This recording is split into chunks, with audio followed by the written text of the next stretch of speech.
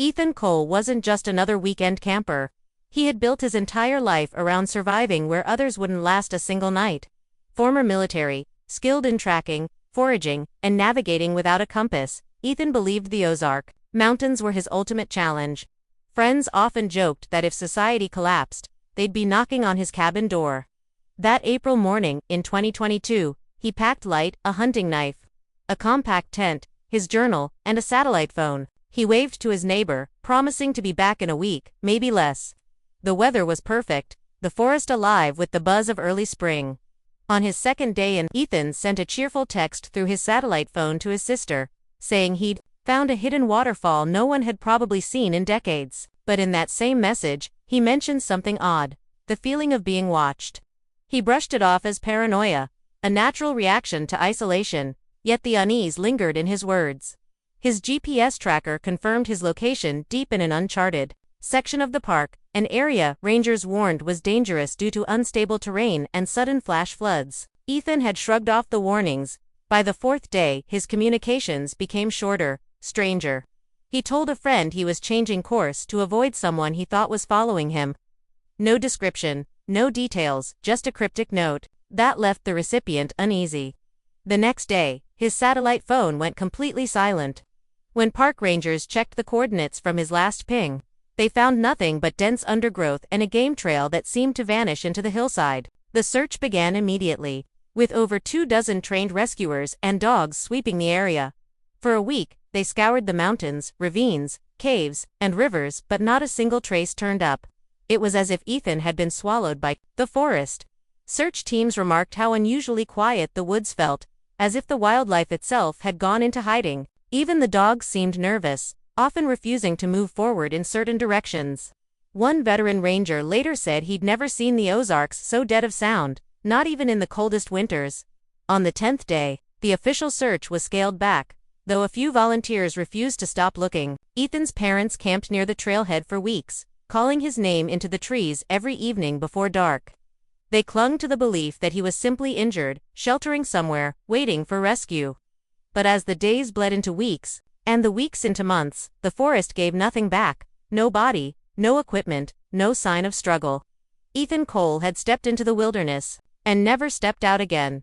It was nearly 2 weeks after Ethan's disappearance when a park ranger named Caleb Myers stumbled across something strange. While checking a ridge for signs of recent activity, he spotted a dark shape hanging from a low branch about 12 feet off the ground.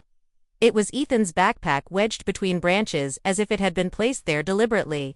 There was no damage from animals, no signs of weather exposure, and not a single speck of dirt on the straps. To Caleb, it felt wrong. People in the wilderness drop gear all the time, but they don't neatly hang it in the trees like a forgotten ornament. Inside the backpack, everything was almost too clean. His survival knife was still sheathed, his rations untouched, his water canteen full. The only thing that seemed used was his journal, its pages worn from constant flipping. When Caleb flipped to the last written page, his stomach tightened. The handwriting was hurried, jagged, as if Ethan had been scribbling in the dark. The words were uneven. He's been following me since the second night. Doesn't make a sound. But I can feel him breathing. The final line trailed into nothing but a long streak of ink. As though the pen had been dragged across the page in a sudden motion. Search teams began to question how the backpack had ended up in that tree. The branch was too high for it to be easily tossed, yet there were no scuff marks on the bark or disturbed foliage to suggest a struggle. It hadn't been there during their earlier sweeps. Several rangers had passed this exact ridge the week before. This meant one of two things. Either they had somehow missed it entirely, or it had been placed there after the initial search had ended. The second possibility made everyone uneasy. The journal entries before that final, disturbing note only deepened the mystery. They described Ethan hearing twigs snap behind him at night, spotting what he thought were campfire embers far off in the trees, and feeling the pressure of eyes on him whenever he stopped moving. He mentioned trying to double back on his own trail, only to find new footprints larger than his imprinted in the mud. But the strangest part was the shift in tone. On day 3, he sounded confident, even excited. By day 5, his words felt fractured, paranoid, as if he was trying to convince himself he wasn't losing his mind. Investigators kept the backpack and journal as evidence, but no one could explain the timing of its appearance. Caleb swore it hadn't been there earlier, and more than one ranger privately admitted they had the unsettling impression that the pack was left for them to find, almost like someone or something wanted the searchers to know Ethan's fear before they ever found his body, if they ever would. The Ozark Mountains were beautiful in the way that old, untouched places often are, but beauty in the Ozarks had always come with warnings. Generations of locals grew up hearing stories about the hollows where sound doesn't travel, and valleys where even deer refuse to graze.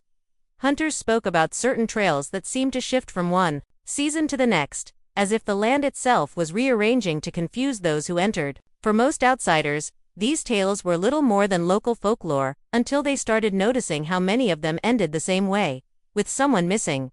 Back in 1998, 3 experienced hikers disappeared during a weekend trip just 20 miles from where Ethan vanished. Weeks later, their backpacks were discovered neatly placed beside a shallow creek, shoes lined up beside them, as though they had stopped to rest. But their bodies were never found, and search teams couldn't trace a single footprint beyond that point. The case was quietly closed, but to this day, their families still believe something unnatural happened in those woods. The official reports didn't mention the strange detail the lead searcher swore by, that the area around the creek was eerily silent, with no insect hum, no wind in the leaves, just stillness. Hunters often shared stories around campfires of pale figures glimpsed at dusk, not animals, not quite human, but always standing motionless between the trees. Some swore they moved when you looked away, but never while you were watching. A retired game warden claimed he once followed one of these figures for nearly an hour before realizing it had been leading him in circles back to the exact spot he'd started from. He never went back to that part of the forest. The reputation of the Ozarks wasn't just about strange sightings. It was about the people who came back. Different. On rare occasions, a lost hunter or hiker would stumble out after days in the wilderness, unable or unwilling to explain where they'd been. They often refused to sleep indoors afterward, claiming they felt safer under open skies. One man was found standing at the edge of a rural highway at dawn, barefoot and covered in mud, muttering, "They're not done yet." He couldn't explain who they were.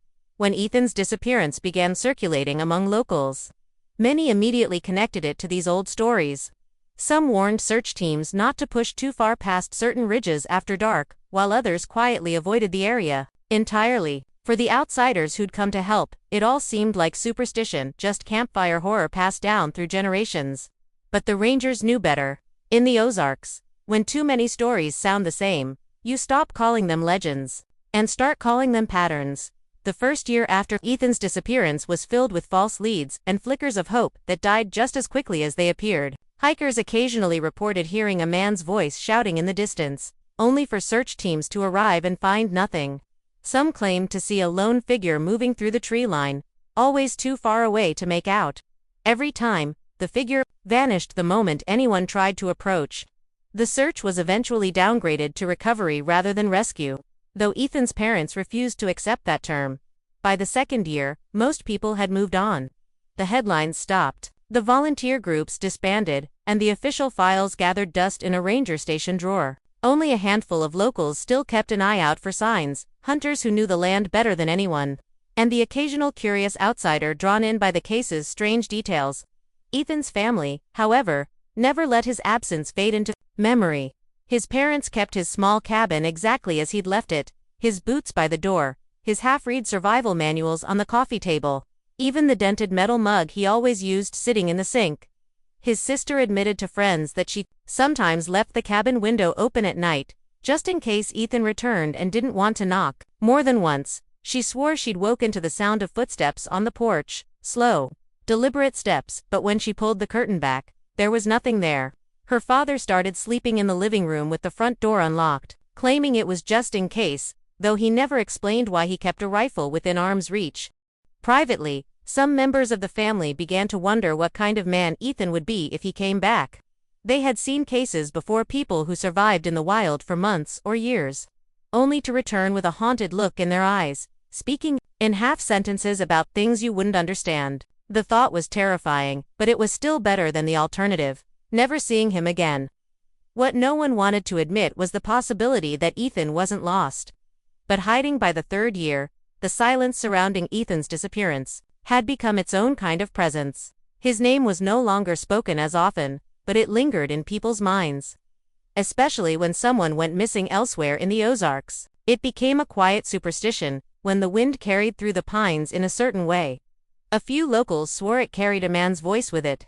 They didn't dare listen too closely, because in the Ozarks, if you listen for too long, you might hear something that answers back.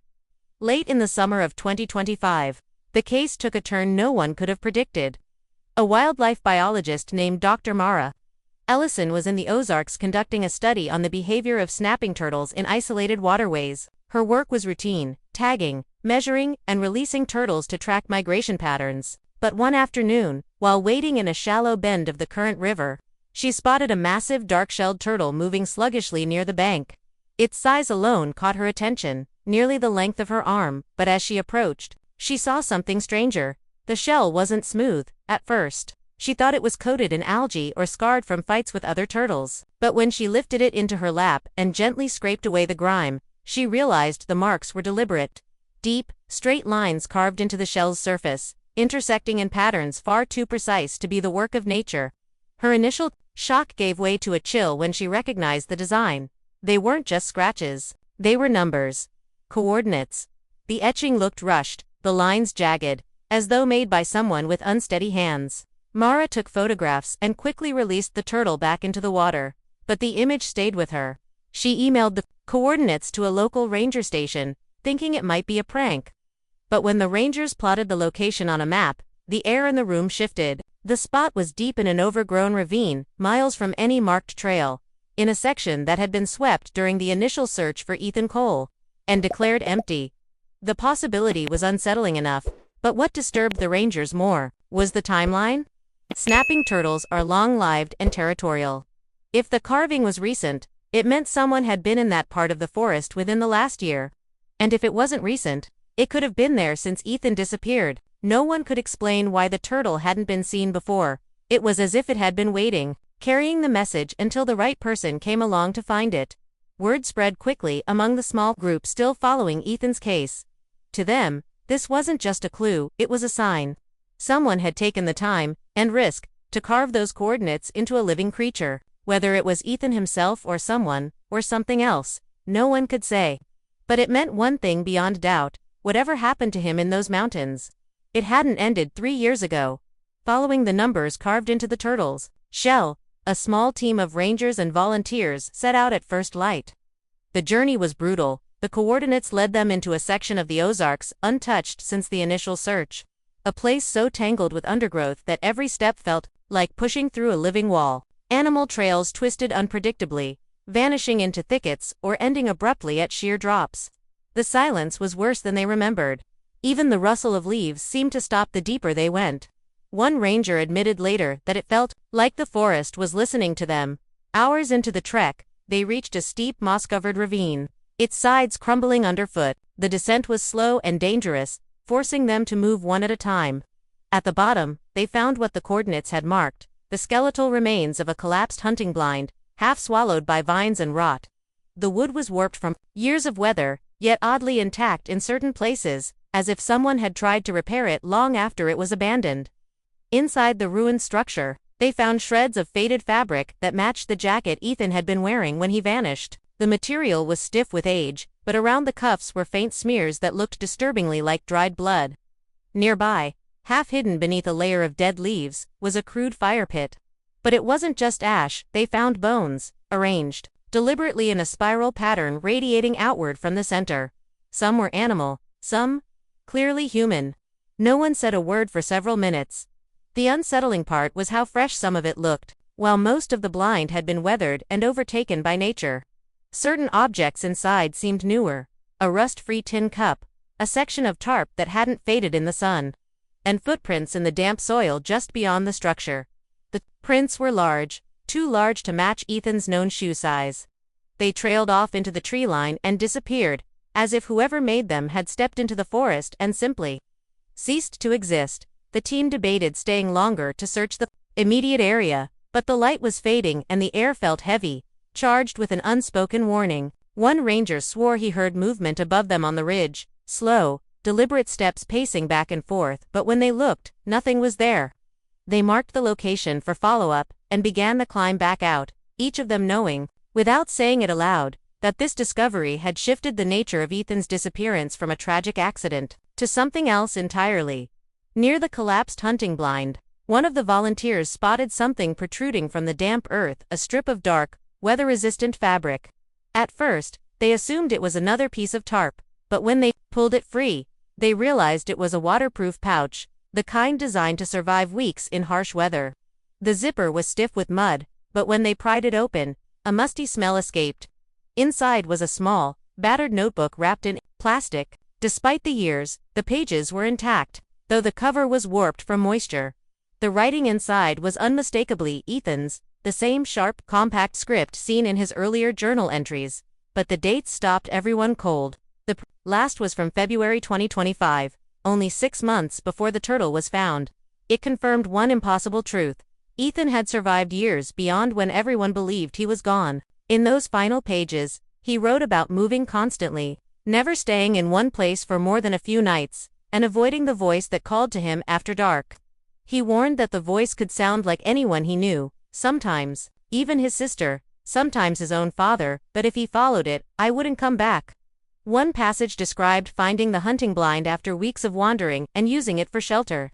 Even though he had been there before, the pronouns shifted oddly, as if Ethan couldn't decide whether he was talking about a single pursuer or something less human. He mentioned waking to find footprints around his sleeping spot, always larger than his own, and once a set of handprints pressed deep into the dirt just inches from his face. The final entry was brief, and the words seemed to have been scratched onto the page in haste. If you find this, I'm still here. Don't follow the voice at night. It's not a person. I'm running out of places to hide. There was no signature, just a smear of dirt across the bottom edge. As if the notebook had been dropped into the ground before being buried. The search team packed the notebook carefully, but no one spoke on the hike back.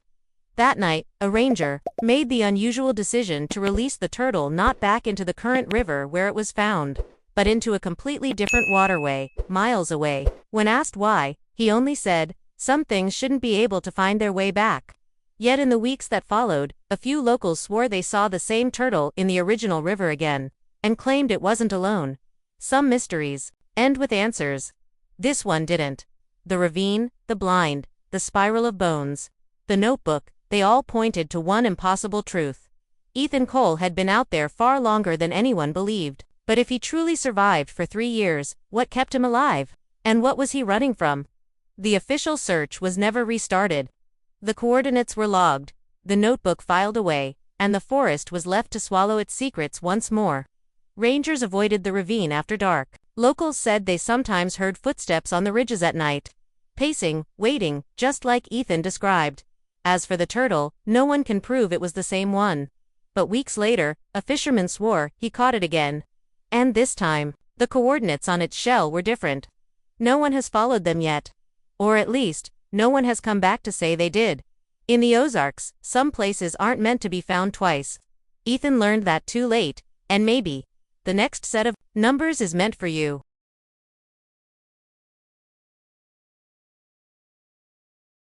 If you liked this video, don't forget to hit that like button, share it with your friends, and drop your thoughts in the comments below. Most importantly, subscribe and hit the bell icon so the next secret finds you first.